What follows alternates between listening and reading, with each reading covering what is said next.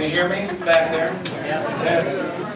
Well, now with the applause, now you have me really feeling worried here. I was nervous before, and now hope the expectations here. I appreciate all of you being here. I realize these facilities are somewhat cramped for the number of people who are trying to be here.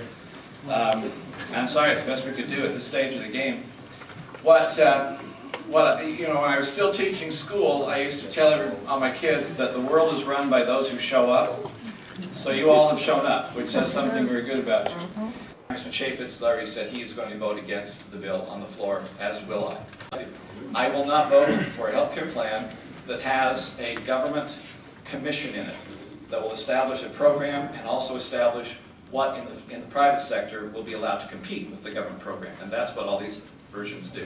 I do want you to know, though, because a lot of what happens back there does not get through from the media. This is not the only plan available. There is another option. In fact, on most of the bills of which I have voted against, there are other options that are out there. The one I do support has been introduced by Congressman Shadegg, with 2 G's at the end, from Arizona. And what he realizes in his approach is that there is a difference between insurance and healthcare costs. They are not necessarily a one-to-one relationship. And what he tries to do is put market forces within the industry to try and come up with those healthcare costs by using tax codes and tax breaks to do so. So in his bill, he would try and take the same kind of tax benefits that large corporations get for providing health care for their employees and allowing those to go to small business as well. He would also give those same type of tax breaks and pre-tax dollars to individuals so they can go out and market their own and buy their own insurance. He would also give tax incentives to small businesses to start HSAs, health savings accounts, especially for younger employees, so that they would then be in the process of being able to negotiate directly with the doctor without a middleman and still have the ability in those small businesses to have either a high deductible or a catastrophic policy on top of it. He changes the concept of pools so that he would allow the ability of all sorts of groups to create insurance pools for collective buying power. That could be for social groups, or work groups, or association groups, business groups, church groups. He expands that particular kind of opportunity.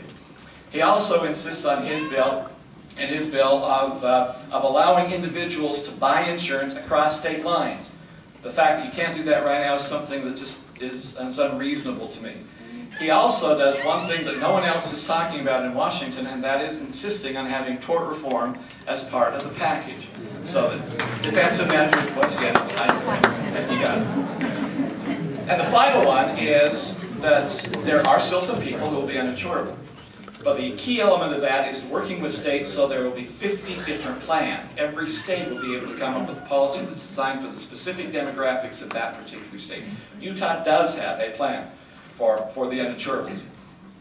And instead of having a one-size-fits-all from Washington has to deal with that, allow 50 different versions to come in there and flourish. And the entire concept he has is to try and make sure that there is greater ability of a patient to work directly with the doctor without somebody, whether it be an insurance company or a government bureaucrat, standing in the way.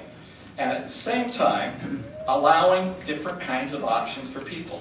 Our entire lives, except for when you deal with the government, is a product of expansion of options.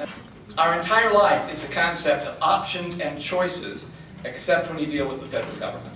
And then we simply have this tendency of saying there's going to be a one-size, one-approach program. That's what I like about the Shadegg bill, because the goal is to try and increase options and opportunities for individuals and insert that